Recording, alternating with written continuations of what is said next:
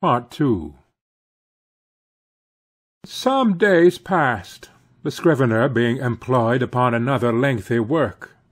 His late remarkable conduct led me to regard his ways narrowly. I observed that he never went to dinner. Indeed, he never went anywhere. As yet I had never of my personal knowledge known him to be outside of my office. He was a perpetual sentry in the corner. At about 11 o'clock, though, in the morning, I noticed that Ginger Nut would advance toward the opening in Bartleby's screen, as if silently beckoned thither by a gesture invisible to me where I sat. The boy would then leave the office jingling a few pence, and reappear with a handful of ginger-nuts, which he delivered in the Hermitage, receiving 2 of the cakes for his trouble. He lives then on ginger-nuts, thought I. Never eats a dinner, properly speaking. He must be a vegetarian, then. But no, he never eats even vegetables. He eats nothing but ginger-nuts.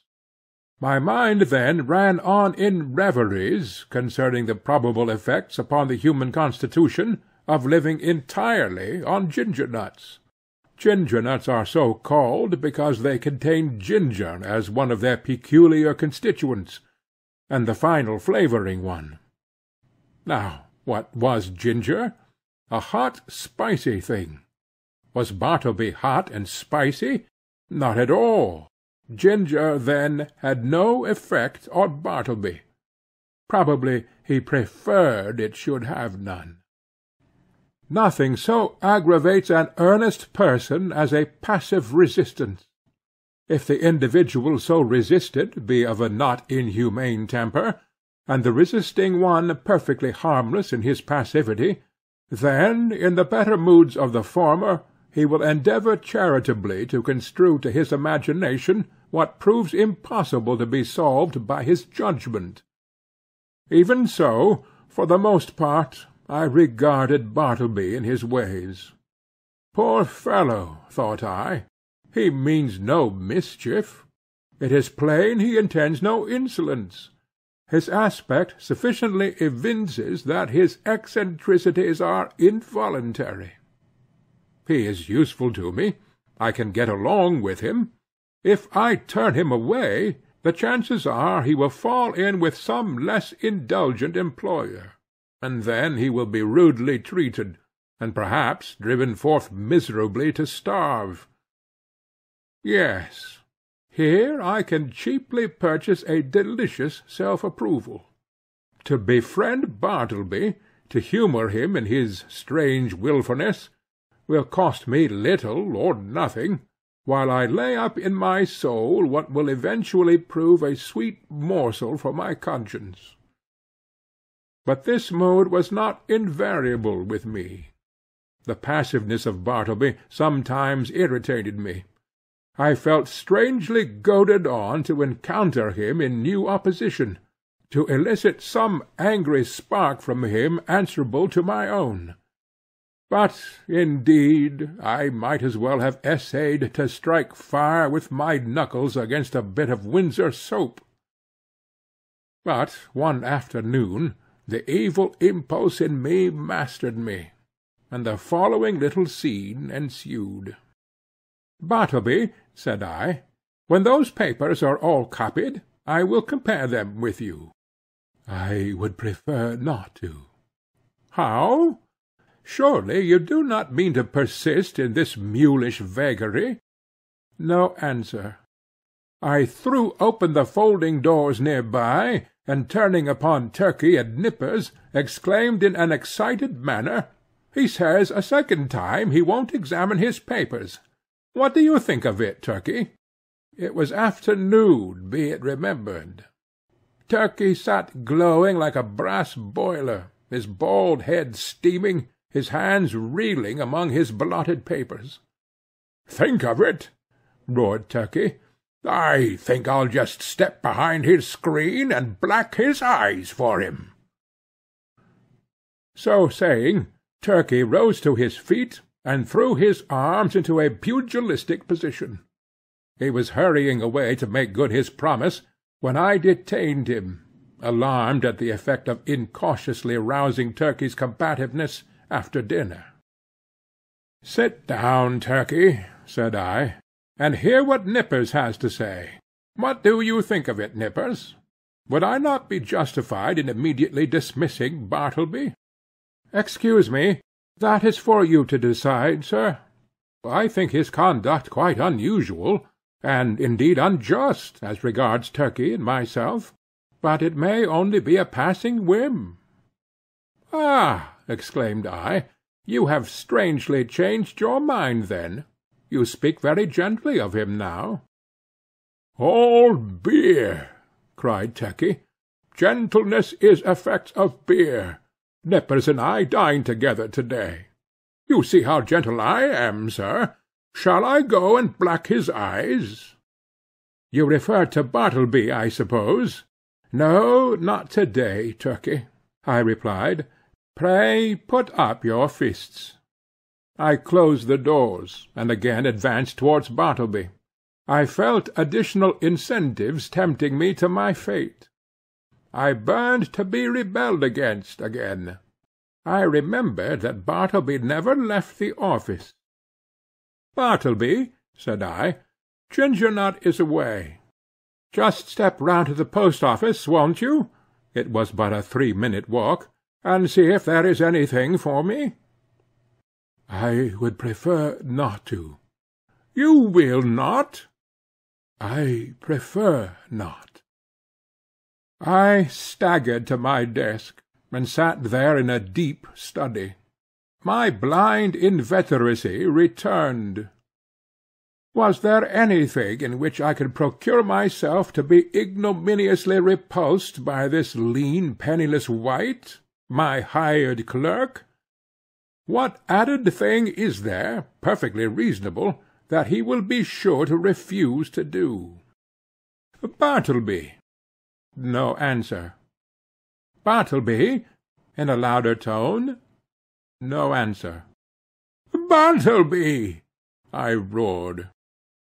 Like a very ghost, agreeable to the laws of magical invocation, at the third summons he appeared at the entrance of his hermitage. "Go to the next room, and tell Nippers to come to me." "I prefer not to," he respectfully and slowly said, and mildly disappeared.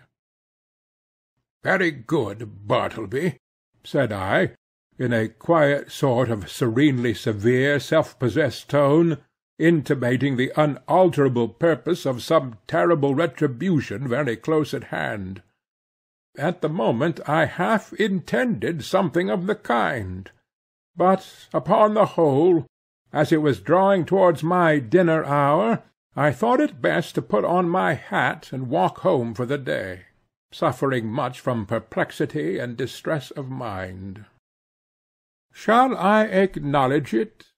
The conclusion of this whole business was, that it soon became a fixed fact of my chambers that a pale young scrivener, by the name of Bartleby, had a desk there, that he copied from me at the usual rate of 4 cents a folio, 100 words, but he was permanently exempt from examining the work done by him, that duty being transferred to Turkey and Nippers, one of compliment doubtless to their superior acuteness.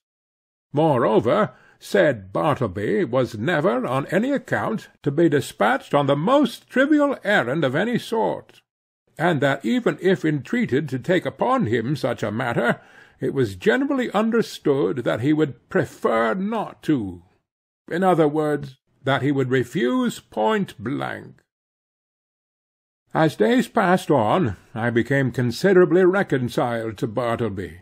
His steadiness, his freedom from all dissipation, his incessant industry, except when he chose to throw himself into a standing reverie behind his screen, his great stillness, his unalterableness of demeanour under all circumstances, made him a valuable acquisition. One prime thing was this: he was always there.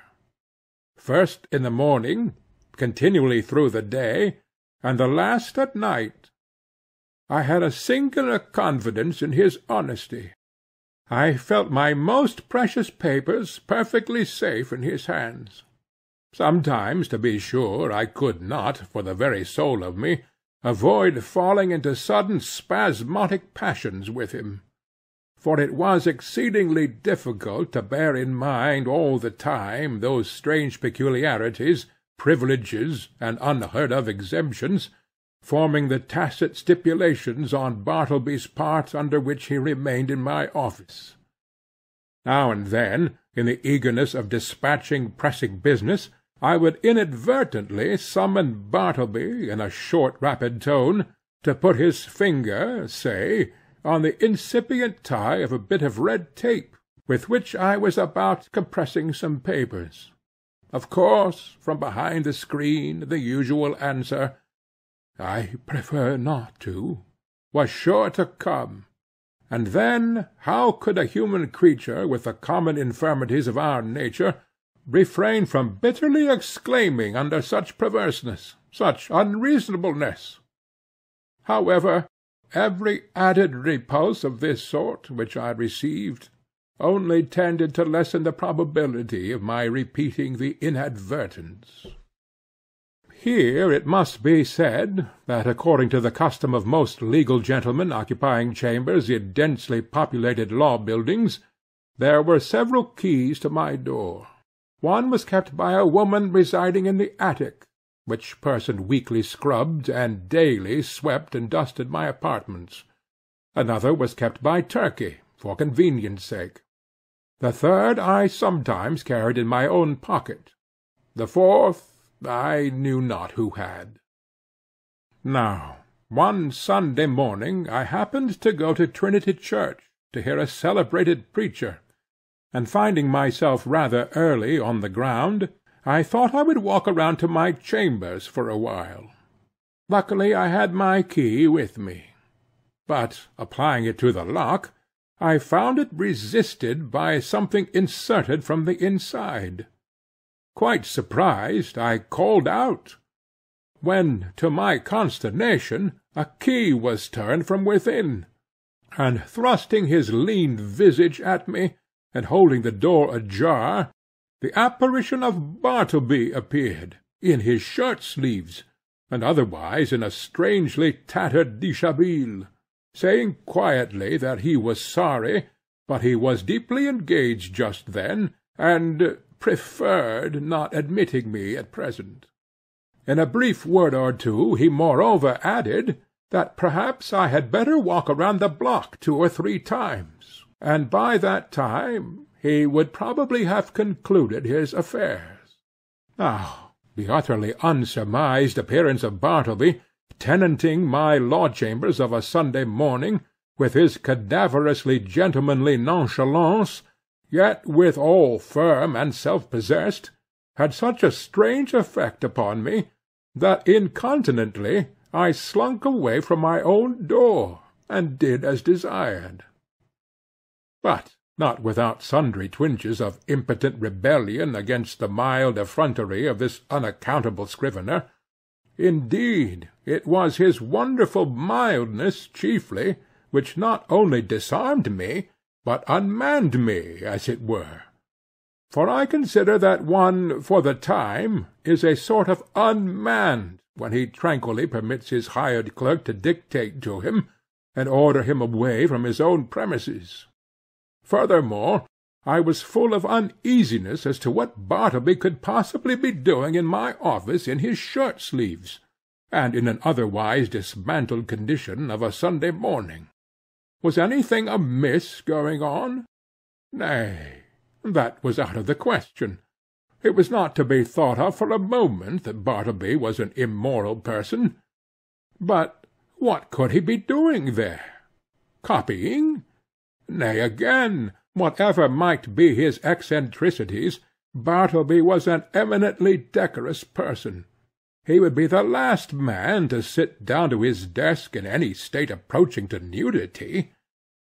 Besides, it was Sunday, and there was something about Bartleby that forbade the supposition that he would by any secular occupation violate the proprieties of the day. Nevertheless, my mind was not pacified, and, full of a restless curiosity, at last I returned to the door. Without hindrance I inserted my key, opened it, and entered. Bartleby was not to be seen. I looked round anxiously, peeped behind his screen, but it was very plain that he was gone. Upon more closely examining the place, I surmised that for an indefinite period Bartleby must have ate, dressed, and slept in my office, and that too without plate, mirror, or bed. The cushioned seat of a rickety old sofa in one corner bore the faint impress of a lean, reclining form. Rolled away under his desk I found a blanket. Under the empty grate a blacking-box and brush. On a chair a tin basin with soap and a ragged towel. In a newspaper a few crumbs of ginger-nut and a morsel of cheese. Yes, thought I, it is evident enough that Bartleby has been making his home here, keeping bachelor's hall all by himself. Immediately then the thought came sweeping across me, what miserable friendlessness and loneliness are here revealed!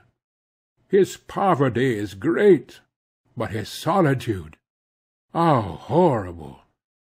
Think of it! Of a Sunday, Wall Street is deserted as Petra, and every night of every day it is an emptiness. This building, too, which of weekdays hums with industry and life, at nightfall echoes with sheer vacancy, and all through Sunday is forlorn. And here Bartleby makes his home.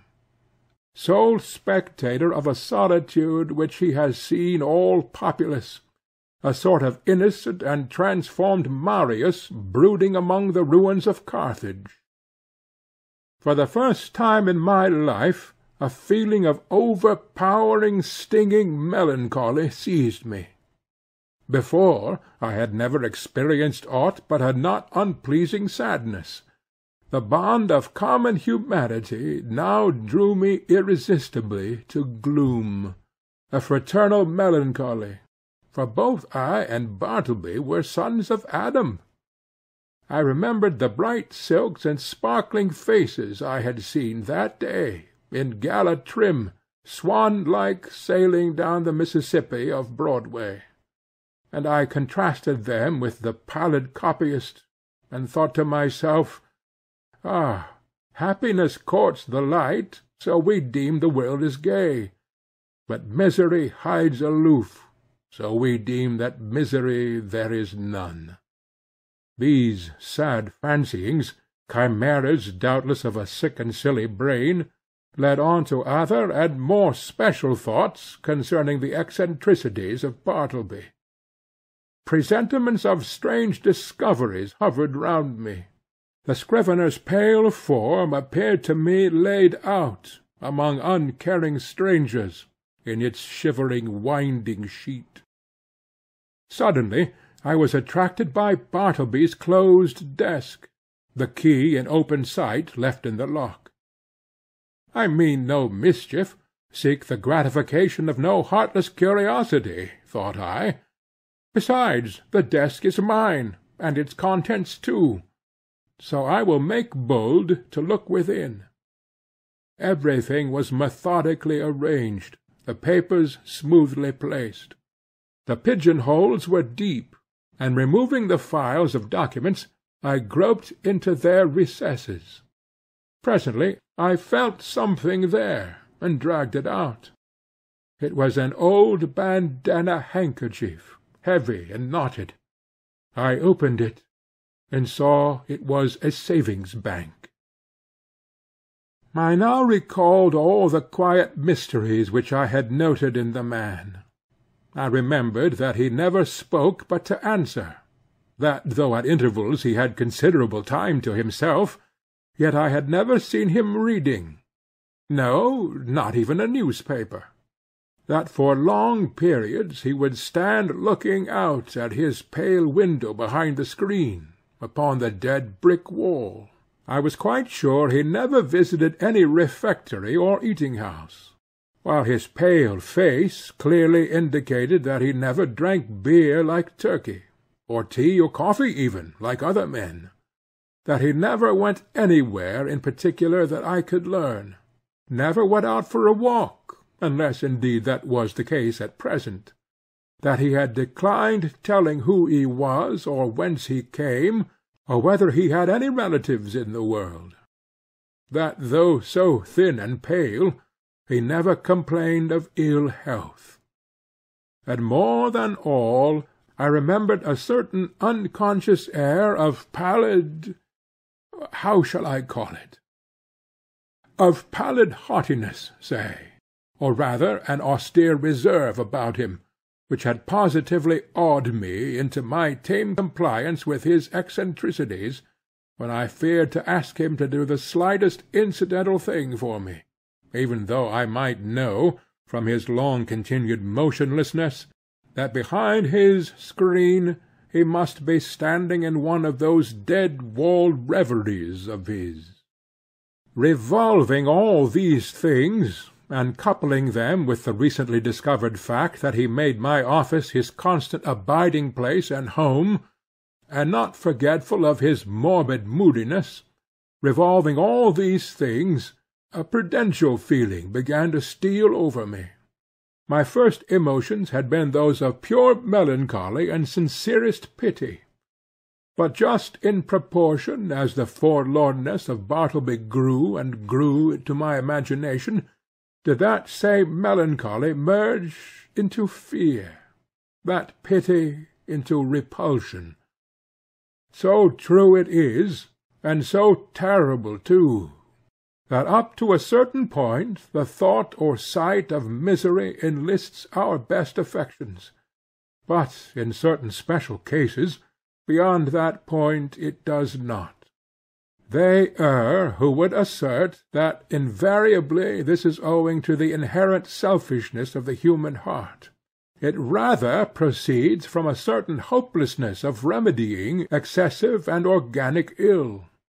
To a sensitive being, pity is not seldom pain, and when at last it is perceived that such pity cannot lead to effectual succour, common sense bids the soul rid of it. What I saw that morning persuaded me that the scrivener was the victim of innate and incurable disorder. I might give alms to his body, but his body did not pain him. It was his soul that suffered, and his soul I could not reach. I did not accomplish the purpose of going to Trinity Church that morning. Somehow the things I had seen disqualified me for the time from church-going. I walked homeward, thinking what I would do with Bartleby. Finally, I resolved upon this. I would put certain calm questions to him the next morning, touching his history, etc., and if he declined to answer them openly and unreservedly, and I supposed that he would prefer not, then to give him a $20 bill over and above whatever I might owe him, and tell him his services were no longer required, but that if in any other way I could assist him, I would be happy to do so, especially if he desired to return to his native place, wherever that might be, I would willingly help to defray the expenses. Moreover, if after reaching home he found himself at any time in want of aid, a letter from him would be sure of a reply. The next morning came.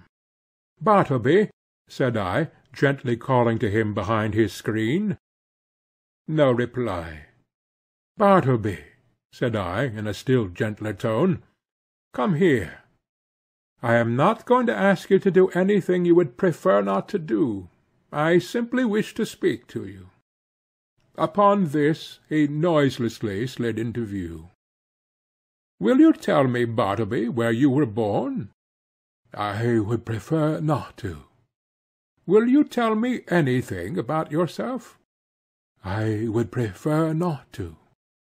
But what reasonable objection can you have to speak to me?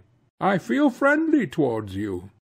He did not look at me while I spoke, but kept his glance fixed upon my bust of Cicero, which, as I then sat, was directly behind me, some 6 inches above my head.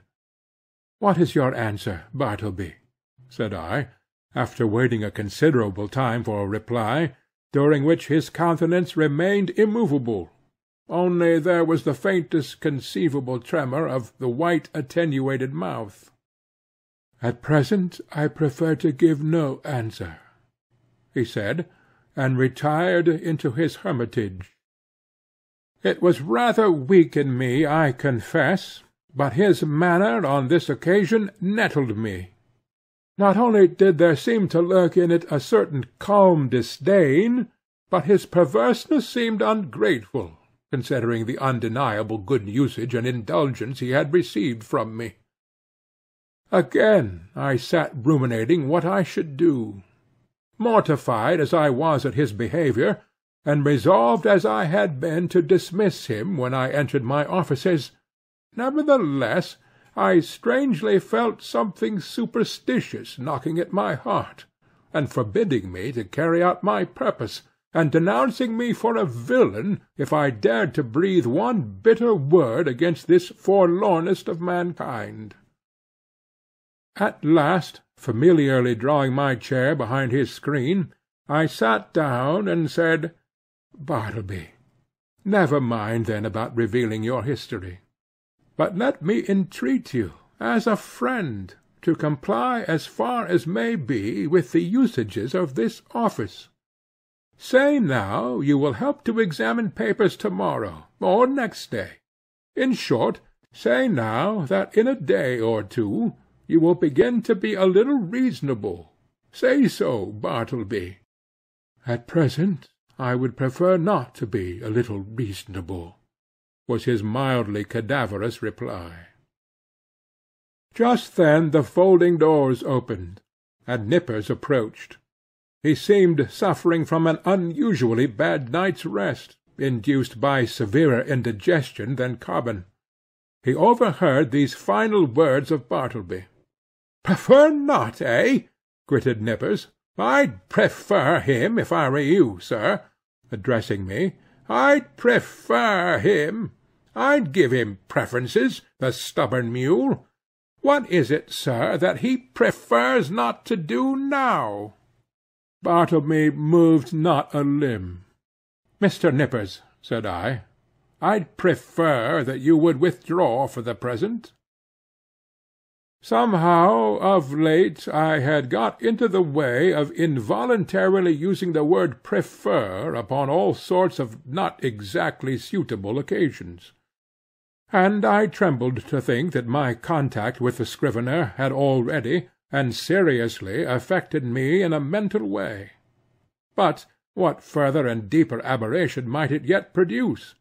This apprehension had not been without efficacy in determining me to summary means. As Nippers, looking very sour and sulky, was departing, Turkey blandly and deferentially approached. "With submission, sir," said he, "yesterday I was thinking about Bartleby here, and I think that if he would but prefer to take a quart of good ale every day, it would do much towards mending him, and enabling him to assist in examining his papers." "So you have got the word too," said I, slightly excited. "With submission, what word, sir?" asked Turkey, respectfully crowding himself into the contracted space between the screen, and by so doing making me jostle the scrivener. "What word, sir?" "I would prefer to be left alone here," said Bartleby, as if offended at being mobbed in his privacy. "That's the word, Turkey," said I. "That's it." "Oh, prefer. Oh, yes, queer word. I never use it myself. But, sir, as I was saying, if he would but prefer Turkey," interrupted I, "you will please withdraw." "Oh, certainly, sir, if you prefer that I should." As he opened the folding-door to retire, Nippers at his desk caught a glimpse of me, and asked whether I would prefer to have a certain paper copied on blue paper or white. He did not in the least roguishly accent the word prefer. It was plain that it involuntarily rolled from his tongue. I thought to myself, surely I must get rid of a demented man who already has in some degree turned the tongues, if not the heads, of myself and clerks. But I thought it prudent not to break the dismission at once. The next day I noticed that Bartleby did nothing but stand at his window in his dead-wall reverie. Upon asking him why he did not write, he said that he had decided upon doing no more writing. "Why, how now? What next?" exclaimed I. "Do no more writing?" "No more." "And what is the reason?" "Do you not see the reason for yourself?" he indifferently replied. I looked steadfastly at him, and perceived that his eyes looked dull and glazed. Instantly it occurred to me that his unexampled diligence in copying by his dim window for the first few weeks of his stay with me might have temporarily impaired his vision. I was touched. I said something in condolence with him. I hinted that of course he did wisely in abstaining from writing for a while, and urged him to embrace that opportunity of taking wholesome exercise in the open air. This, however, he did not do. A few days after this, my other clerks being absent, and being in a great hurry to dispatch certain letters by the mail, I thought that, having nothing else earthly to do, Bartleby would surely be less inflexible than usual, and carry these letters to the post-office. But he blankly declined. So, much to my inconvenience, I went myself. Still added days went by. Whether Bartleby's eyes improved or not, I could not say. To all appearance I thought they did, but when I asked him if they did, he vouchsafed no answer. At all events he would do no copying. At last, in reply to my urgings, he informed me that he had permanently given up copying. "What!" exclaimed I. "Suppose your eyes should get entirely well, better than ever before, would you not copy then?" "I have given up copying," he answered, and slid aside.